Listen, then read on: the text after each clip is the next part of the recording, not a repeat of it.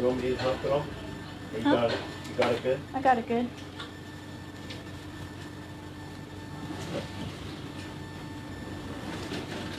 I think like runs her own little movie studio. I do. I'm the key grip dude and the set design. Yeah. Hi. Welcome to day 14 of at-home workout. You hear some construction going on. I apologize for that. I can't control the surrounding noises, but it's actually much quieter on our street than it has been in previous times, which is kind of nice. We have a little bit of a nice breeze going through the apartment, which I'm way into. So we're back in Pattaya now, and this is our third day home. We came back from Chiang Mai, where we had been self-isolating up in Chiang Mai, and I was doing home workouts there.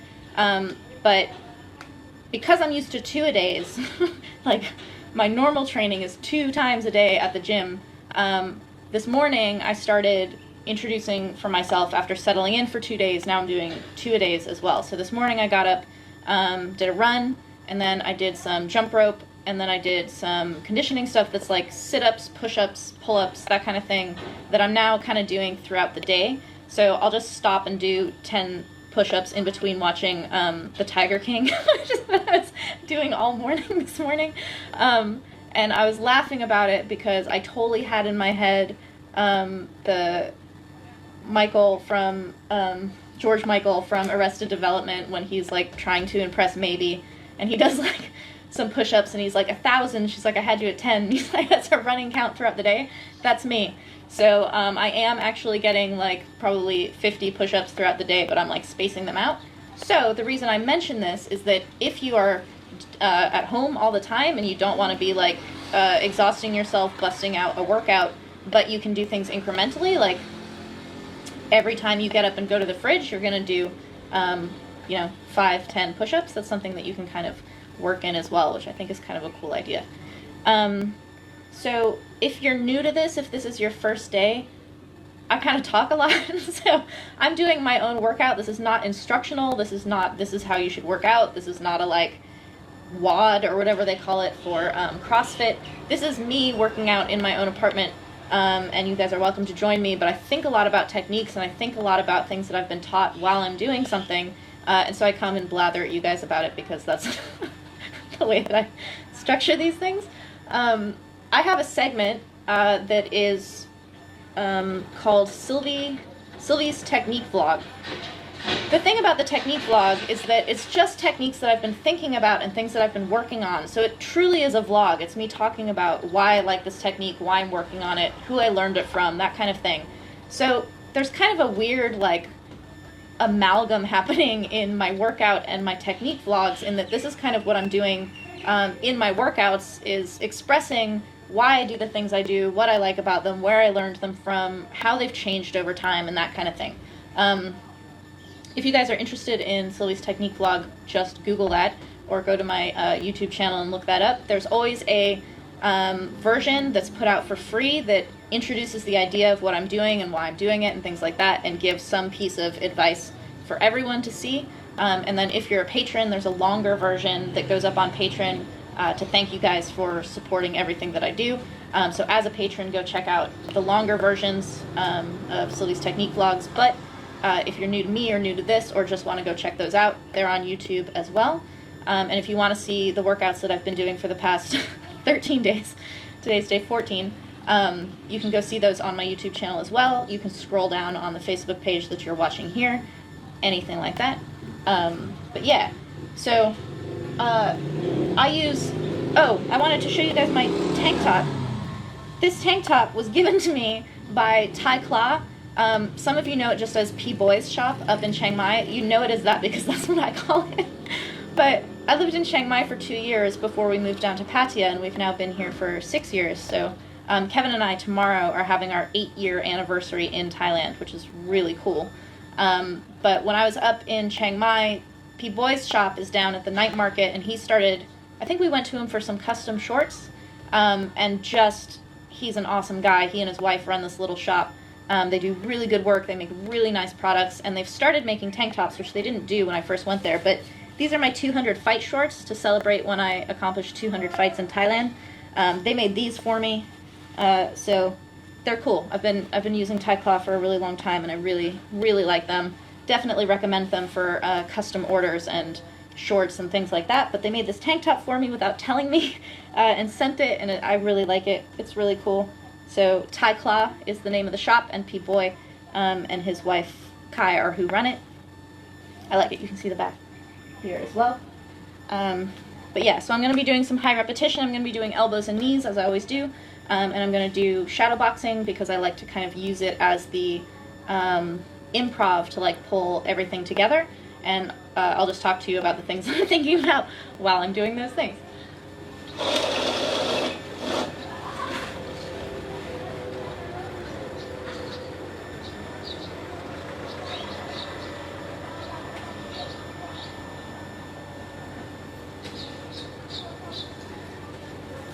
Caro, you can totally do 10 push-ups every time you eat a snack.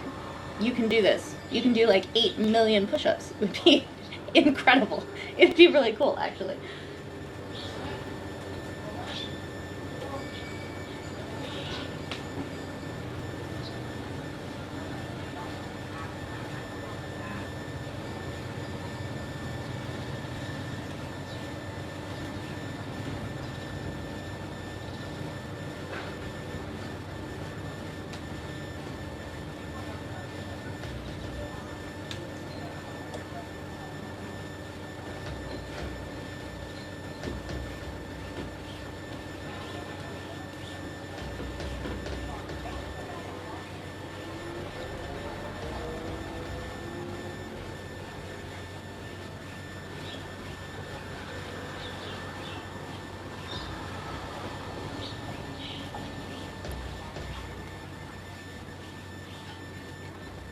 So something that I'm thinking about with these elbows, which I got from Yodkun Pan, who's the elbow hunter of 100 Stitches, is that I noticed yesterday, I actually have a mirror now.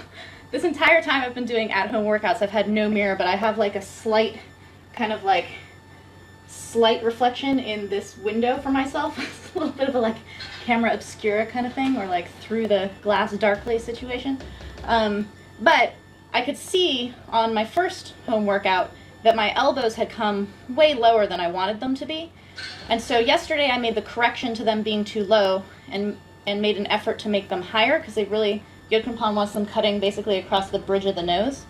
And so by making them higher, I basically like changed where the tension was in my body.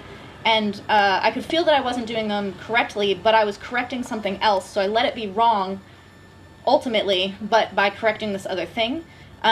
So I put too much tension in here by like trying to make it higher, and ultimately what happened is my elbows were only coming to center point like this, which is not the elbows that Yodkun Pan is teaching. You want them to like slash like all the way through the target. And then I'm also trying not to move my feet too much like this, because Yodkun Pan says no, you want it kind of like loose and flowy, like you want it in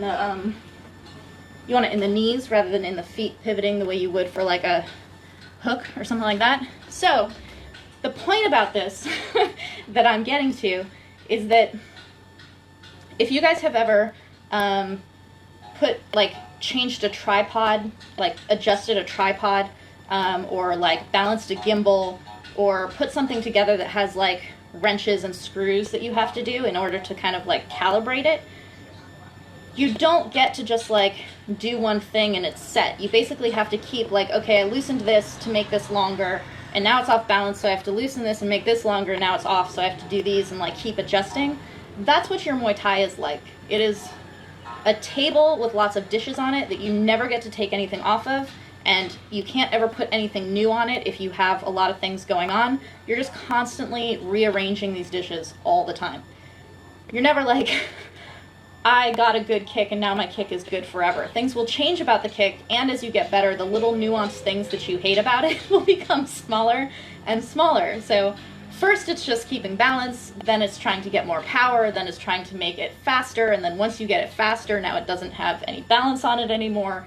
It goes like this.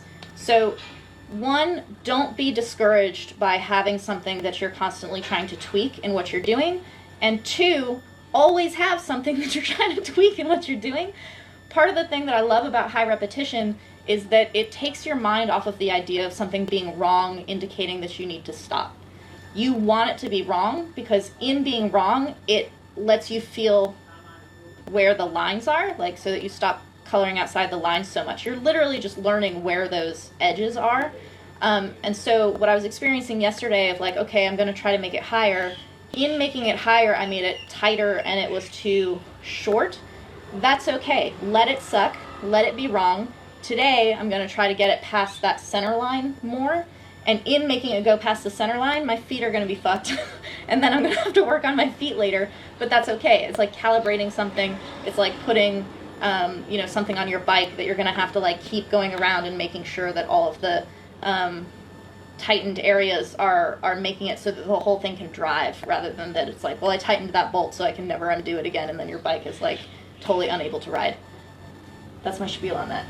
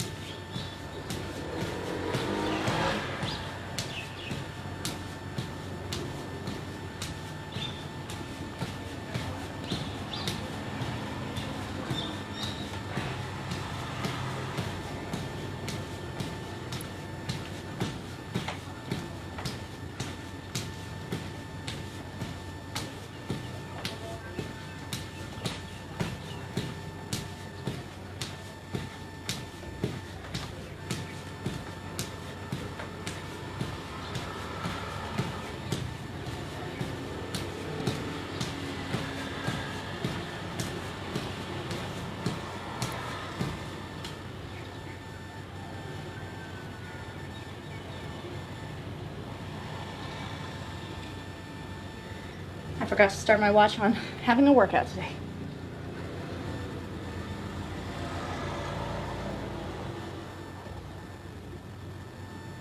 Misha.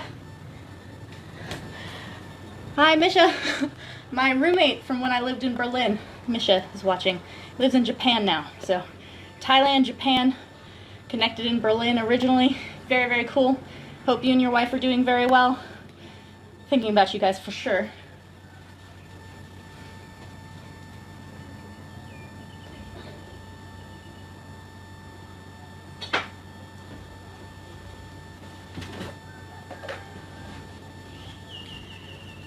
Something that I try to calibrate when I'm doing my knees, which is different from what I'm trying to calibrate on my elbows, is that because it's upright, I try to make sure I'm paying attention to like how my feet are landing. So Kevin posted a GIF that was really cool of a cat that was like walking through corks. So someone had a hallway and they had put up like 100 corks or something, just kind of spaced out. So it was like an Indiana Jones obstacle course. And the cat just walks through like there's no problem at all. Just kind of like no problem to walk through these corks. And Kevin pointed out that the way a cat's anatomy works is that wherever the front foot goes, their back foot's going to go exactly there. So they don't have to calculate for 4 feet. They actually just have to calculate where their front feet are, because once the front foot goes, the back foot knows it can go there also because it wasn't interrupted by anything, and so it knocks over none of the corks. I was like, cats would be awesome at jump knees on a bag, like skip knees on a bag, because the way you do a skip knee on a bag is your foot replaces your other foot, right? So you knee the bag, and then you're going to replace here. Knee, replace, like this, right? You don't do that when you're doing the knees that I'm doing on the wall that are from Shmuk Pet and Dieselnoy. Instead, you're keeping your stance like this, and it's kind of like a marching in place thing like this, except that your knees are going to be coming, if you're Dieselnoy, they're coming across like this, and if they're Shmuk Pet, they're coming straight up like this. So the important part becomes not the symmetry of replacing where your foot is. The important part becomes the symmetry of where your knees are in air. Like, they're not touching anything, and you want to be hitting the same non-touch spot over and over again, which is slightly more complicated than hitting the same spot on the ground or on the bag over and over again. So something I'm paying attention to, because I'm not hitting anything with my knees when I'm against here, is how much I can feel my hip driving on each of those knees. And the way that I feel that is a little bit of a like rise on the standing foot. So I want to have a like one one thing, that's my hip, one thing going like this, right? And my hands are on the wall, so I don't have to worry so much about my arms going like this, which is a problem if you're doing them in space. So if you're doing these knees on the wall, pay attention to the kind of how repetitive your knees can be in the consistency of keeping them going and landing kind of more or less in the same target area over and over again.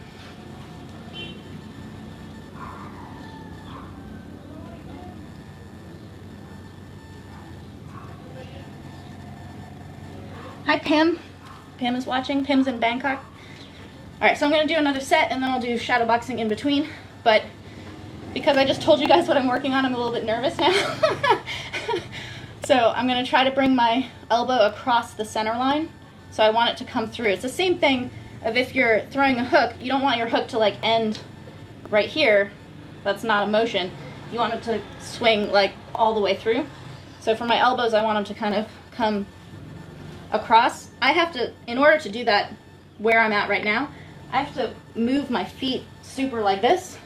So I'm trying to find the flexibility in my knees to be able to get all the way across without having to turn my feet so much. That's what I'm thinking about.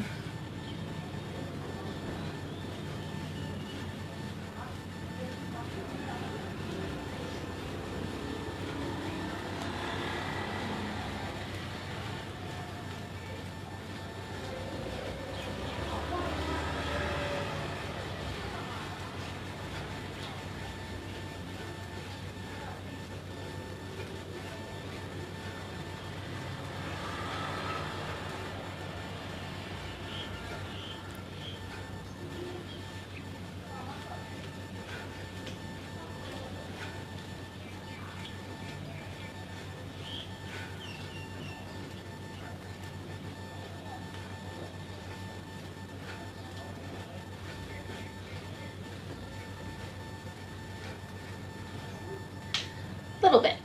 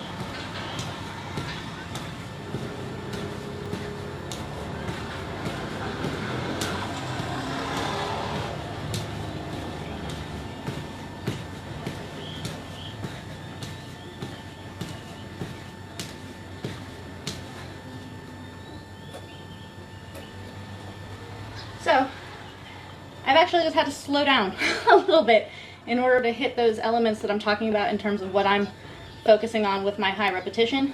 And I've talked about this in previous home workouts about why high repetition and moving through the mistake rather than stopping at the mistake is that it will correct itself. And the faster, it's like a computer calculating sort of. If you're like, I didn't like that knee, and you kind of have an intuition about why you didn't like it, it didn't come up high enough, it didn't feel like your hip was in it or whatever. If you're already doing the next one, you're making those adjustments faster than your brain can criticize yourself.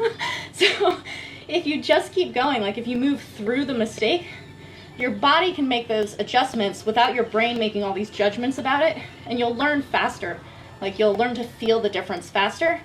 If you stop and analyze and you're like, God, my foot was like this, and then it was like this, like you're not doing yourself any favors. Like this doesn't actually help you in a lot of ways.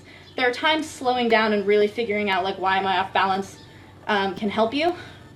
But for the most part, just going through it until you can feel the difference between that wasn't it, that was it, that wasn't, that was, that was, that was, that kind of thing. It helps you learn much faster and not have to think about it, because you actually don't think your way through fights. You don't think your way through technique. You don't think your way through any sport. We like to think that we're thinking. We like to think that we like totally figured that out and we're like captains of our ships making it happen. But really, when you do your best, it's kind of beyond thought. It's beyond whatever kind of internal verbal thing you have going on telling yourself what to do. That's way slower than what's happening in an actual fight.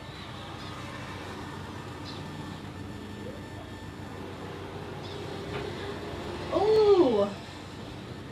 Helen Garnett. Hello from Sheffield. Helen is awesome. She was the retirement fight of Crew Nat, who's in New York. Choksabai changed their name, but they used to be called Choksabai. And I was making a documentary of Crew Nat's retirement fight, and she fought Helen. Oh my God, Helen is so cool. She's so amazing. And so I've been following her on Facebook since then, and she's awesome. She's been training Muay Thai for a very long time, and she's just got a wonderful attitude and disposition, and I'm a huge, huge fan of Helen Garnett. I'm glad you're watching this. That's very cool. Thank you. All right. So I can't time myself because I turned on this workout thing. So I'm just going to shadow box by feeling instead of by time. Look how that works.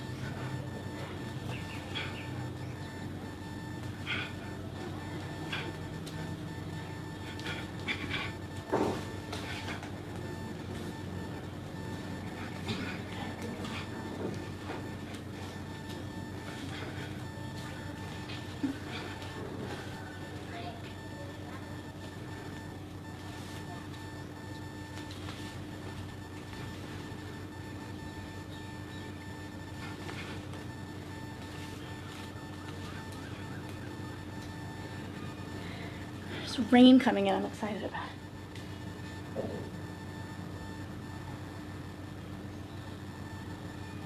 Lynn Miller. Hi, Lynn. Lynn is the owner of Sorsumali Gym down in the south on Phuket, or one of the surrounding areas around there. Lynn Miller is one of the very, very few female gym owners, definitely in Thailand, but probably around the world also. She's a very strong, very tough woman. Fan of Lynn Miller. So if you guys are interested when it's time to move around again, time to come back to Thailand, check out Sorsumali Gym if you want to be down on the island. Lynn is good people. Lynn's very cool.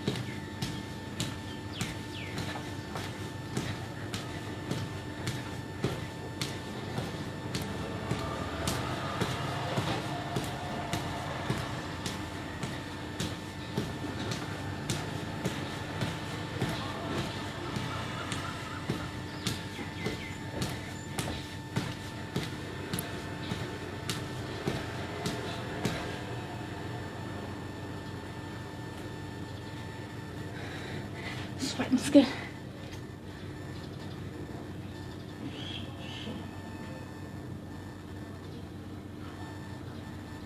Michelle, the name of Lynn's gym is Sor Sumali.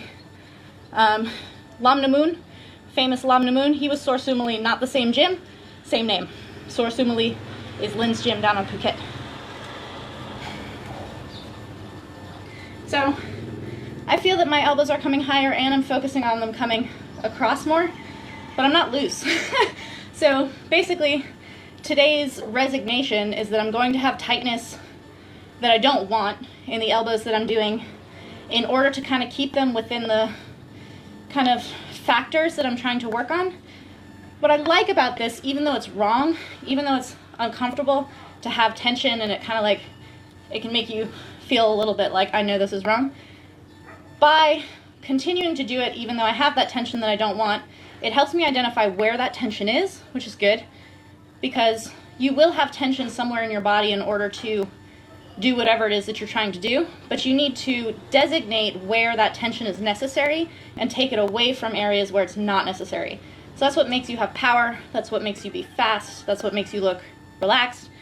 One of the biggest things that you'll hear when you come to Thailand to train, and it doesn't matter whether it's your first day ever setting foot in Thailand, first day at training, or if you've been doing it for years, if you've even been at the gym for years, something that you will hear from your trainers for a long time is sabai sabai. Sabai sabai means like relax, but it's more complicated than that.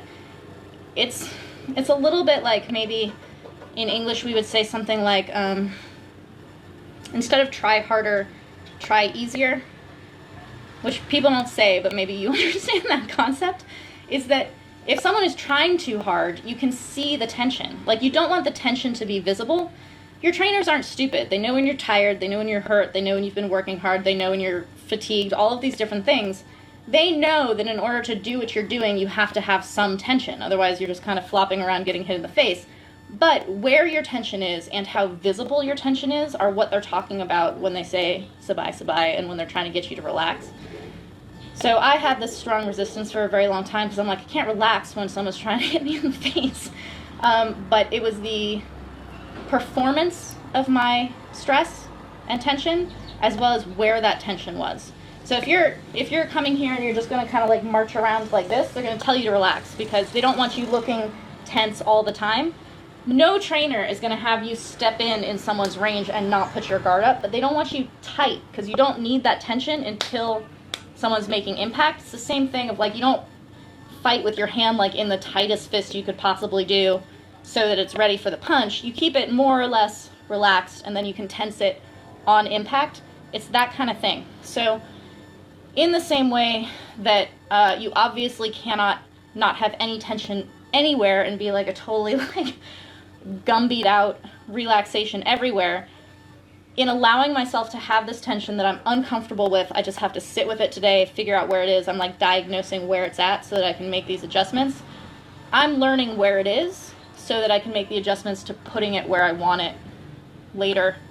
And it's every day not the same. Like, I might get to a point today that I'm like, solid, got that part done. And then tomorrow it's not the same. That's okay. One of the first things that Krunu said to me when I moved to Petrungrung, and it made me totally like just understand that there was a much longer timeline in what I was trying to accomplish and learn. He said, every day, body not the same. So I would be having a shitty day, and he's like, that's okay.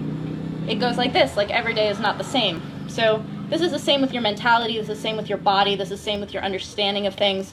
I've been in Thailand coming up on 8 years tomorrow.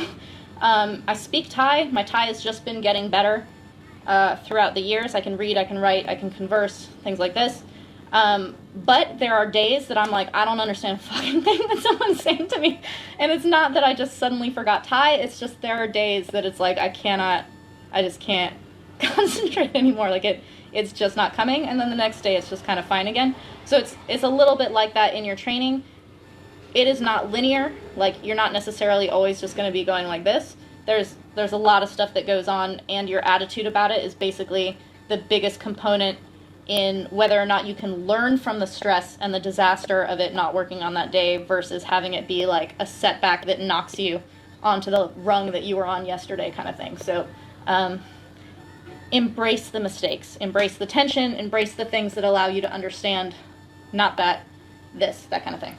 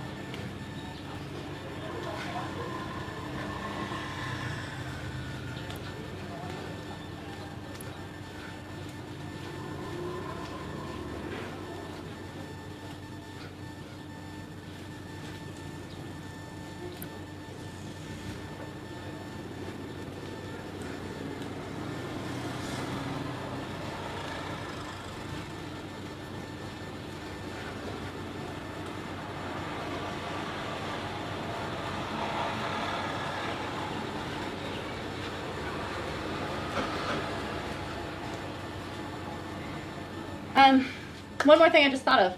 I have this mirror now, like a slight reflection.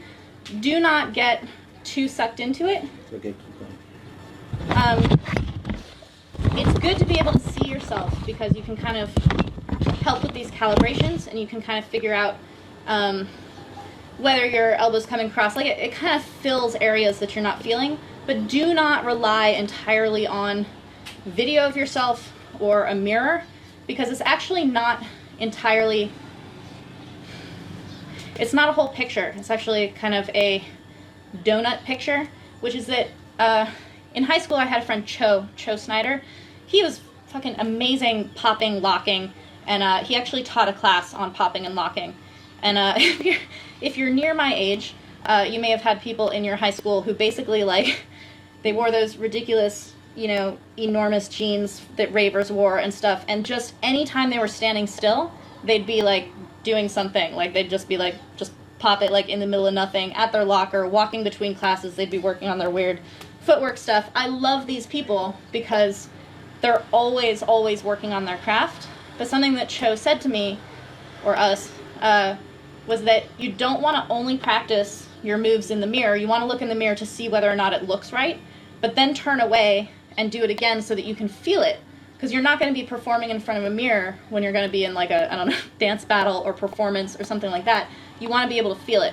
So it's the same thing with, I didn't have a mirror before, now I do have a mirror, and I can see how being able to see my reflection is another way in which I'm kind of like messing with my technique in a not necessarily great way. So use the mirror, don't use the mirror, like both. It's really important to feel it and see it and kind of move back and forth as this like constant comparison calibration, but the feeling is really important.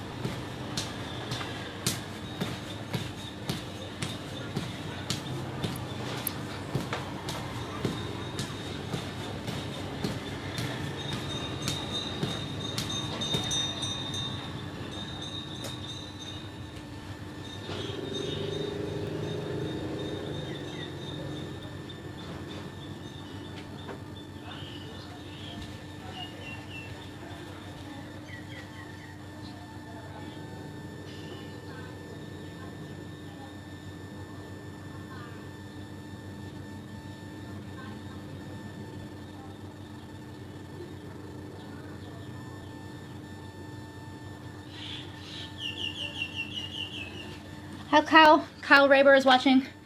Kyle is one of my sponsors. He's got a gym, Chikara Martial Arts. Very cool. Talked to Kyle on our drive down to Pattaya about how he is addressing keeping the community in needs with his members at his gym. And we're totally simpatico on the importance of that right now in terms of like, I don't know, I think that when we're all kind of like isolated out, we need our communities a lot, and not being able to make direct contact with them can put us in more of a panic state than is necessary. So staying connected to our communities I think is really important. And if you have a gym buddy or other people in your gym or in your community or in your school, depending on what your situation is that you're being separated from, keep in contact with them and like give each other challenges and stuff like that so that you're working on something together. I think that's a really important thing to be doing right now at a time when we're all kind of separated out. There's a question about me not throwing my rear teep when I'm sparring, when I'm shadow boxing, and asking whether I use it in sparring. I do use my rear teep, but the rear teep is kind of slow. It's more of a power thing, so it's really good to use the rear teep if you're using it to set up for fakes like this, right? So you get people thinking you're going to teep by actually teeping first, and then you can use it as a fake. But in terms of speed, the rear teep is much slower, and in terms of my style, I'm coming forward a lot. So it actually doesn't make a lot of sense to be coming forward and throwing the rear teep. It makes more sense to be bouncing that front leg and kind of like juggling someone. So that's why I don't think to use it that much. I'm not consciously like, don't use your back teep. I just don't use it that much. But it's not a like super conscious effort. It just doesn't come through as much. And then there's a question about relaxing your neck. The tension you're feeling in your neck is because of the position that you're putting your head in, which is why it gets tense so fast. I know this 100% for sure to be true because Kevin and I just recently started working on my, we have to name it something better, but we've been calling it the, what are we calling it? Kevin, what are we calling the guard? Diamond guard. We're calling it the Diamond Guard from Era Titan. So we were calling it the Gansak block if you guys have been on these previous feeds, but now we're going to call it the Diamond block. So basically I'm coming into this, and normally you'd flash into it, but Kevin and I have been working on me having to stay in it. I have to stay in this guard for 10 minutes while Kevin is just kind of like swatting at me. My neck was fucking killing me so bad from just this work. It shouldn't be that way, and I know that the reason it hurts so bad is because of the way that I don't like the contact and I don't like the position, so I'm kind of doing this with my neck, even though I'm guarding, if you're punching like this, and I'm doing exaggerated, I'm not saying that you look like this when you're punching, but there is some kind of like lift in the chin or whatever. Kevin described it really, really well, which is like if you had a string holding your head up, just cut the string and like a marionette or something, just like drop it like this. Karahat has a really cool silhouette. He like, you know, he's walking around with his like Karahat sway and stuff like this, but when he gets into time to fight, he goes like this, and he's like looking up like that, but he's got this like straight line from his, the base of his neck to how his head goes. It's almost like a cartoon vulture or something. It's kind of incredible. Versus Samson, who tucks his chin so hard his mouth opens. He looks crazy. If you watch him in the first session of the Muay Thai Library, he teaches me this. He's like, he's like that. But he's undefeated in boxing and will just kick the shit out of you, so you kind of can't even make fun of how ridiculous he looks. But the like, just like cut it and let your head come down. The tension in your neck is from whatever posture you're adopting in order to try to generate power, or because you're tense emotionally at something coming back at you. So in order to get that tension out of your neck, you kind of just need to like flop it and then learn to do everything that you would be doing out of that. That's how I answer that.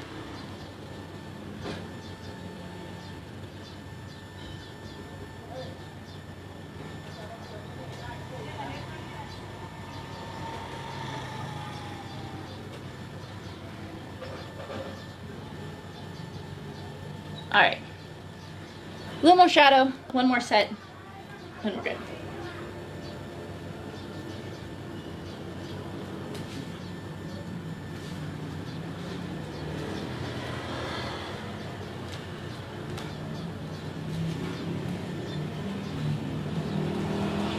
There's your back. Back to you.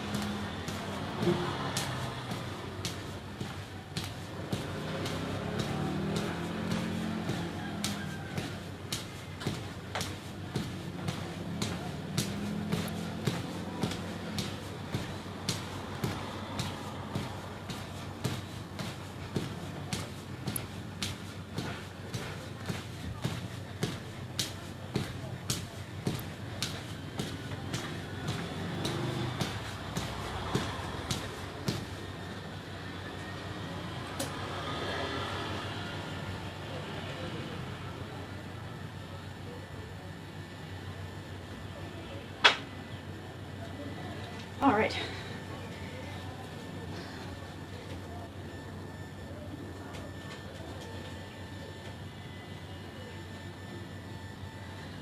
Okay, so that's my set for today.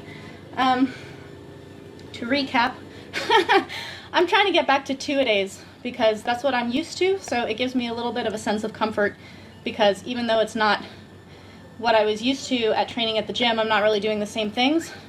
And at least as a semblance of the kind of routine that I had before.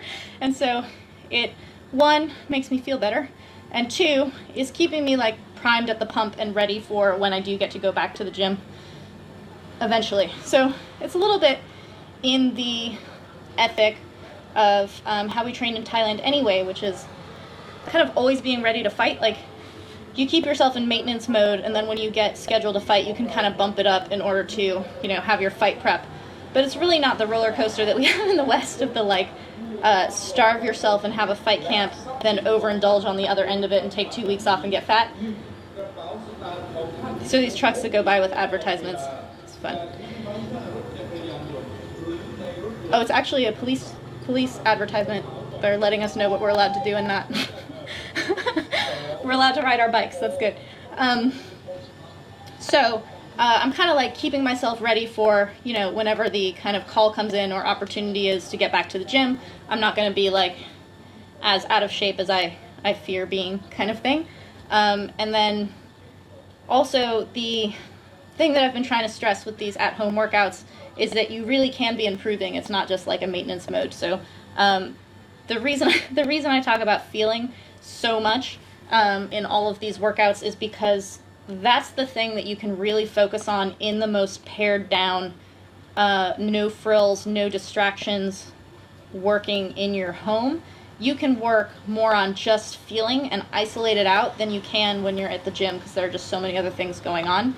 And knowing that feeling, like how something feels, why you have tension in certain areas, where that tension is, all of those things are incredibly important, and they will make you learn much faster and be much better when you get back to what we're used to in our gyms and things like that. People who talk about feeling a lot are Charchai Sasakun. He just actually says like feeling anytime he's teaching me something. He's in the Muay Thai Library. He's incredible. He's also on YouTube teaching me. There are some free sessions on there you guys can go look at. He's just awesome, and he totally understands in the way that he teaches that what you're teaching someone is how to get them to understand feeling, both right and wrong. So they're basically correcting themselves. He's kind of like bringing the horse to water kind of thing. And another person who talks about feeling all the time is Sagat, who is so different from Charchai. Like, they're completely different men, but it's fun the way that Sagat focuses on feeling, because he'll have you do something and he'll see you do it right, and he'll actually see you feel it. He'll see you get excited, or he'll see me get excited by something that I just did that I'm like, oh, I can feel the power in that. And he puts his hands behind his back like this and he goes, how feel? It's like, you can totally picture him in like a Mr. Rogers sweater, but he's totally like a lethal, uncaged tiger kind of thing. So Sagat and Charchai both really, really focus on feeling, and actually they were both at Pet Yundi, which is interesting. If you guys have any questions, you can send them to the Muay Thai forum. It's very easy to find. Just Google Sylvie Muay Thai forum and you'll find it. Or Kevin will probably post a link, but you can ask any questions there. You can post any videos that you're really into right now. You can start discussions. Again, what I was saying when I was saying that We talked to Kyle on the way home from Chiang Mai about how important it is to like stay in your supportive community. Sharing things with each other, like check out this video that I watched, or like check out this workout that I did today, or just any of these things when we're all being like inundated with news all the time. I think it's really important for our mental health and for our physical health and for our minds to keep growing and learning, to be sharing that within your communities. So you can do that with your gym mates, but please also, if you're interested in kind of expanding, the Muay Thai Forum is a really good place to do that. We post fights that we geek out on. Kevin and I, last night, we watched the first Ali versus Smoke and Joe Frazier last night, the first time they fought. It's like an hour-long fight. It's 15 rounds. Oh my God, guys. It was like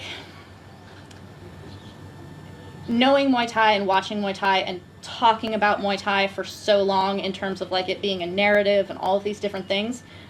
That boxing fight is as close to a Muay Thai fight as I've ever seen. I would love to see an hour-long Muay Thai fight. Honestly, like a 15-round Muay Thai fight would be so cool. And right now, the like tendency is to go towards 3-round fights, which is taking all of that narrative and all of that structure out of it.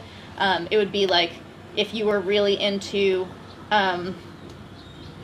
Zhivago, or like really good, amazing, slow movies that allow you to kind of like develop a story and they keep you thinking about it forever. And then those are not popular anymore, and instead you're just getting like music videos all the time. It's like a completely different approach to how to look at and consume fights, which is, I hope, not something that develops too fast in that direction, although that's where it's going right now. So check out the Muay Thai Forum, and if you guys are inclined to learn from the Muay Thai Library, that's who I've learned from and who I pull into these sessions when I'm like training myself and thinking about all these different things. So check that out if you're interested. And patrons, some of my patrons have been sending money for crews who they watch in the Muay Thai Library to show appreciation for things that they've learned from them. And because we're all shut down here, this is really a hard time for a lot of gyms that are small and kind of rely on their small communities. Yesterday, Kevin and I were able to go over and give some money to Ramba, who his gym is mostly small kids, and he actually takes care of quite a few of them. So it was really, really good. It felt very good to be able to go and offer a little bit of support there. So if that's something you want to do, you can also send a donation through PayPal to me, and I will get it to the crew that you're sending it to.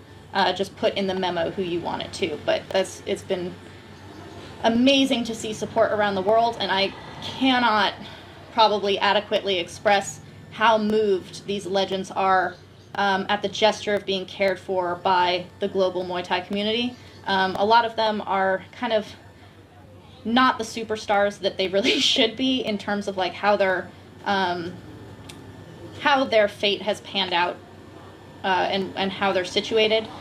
So being recognized is something that actually means a great deal to some of these guys who I idolize and I think are absolute heroes, and I think it's amazing, but they don't really have the like superstar status and conditions that one might possibly expect if you weren't more familiar with how all of that works. So thank you guys for doing that. Thank you guys for watching. Thank you to my patrons who make this possible and help me produce not only content for Patreon and documentation and preserving the legacy, but also creating free content for everybody else as well. That's very cool.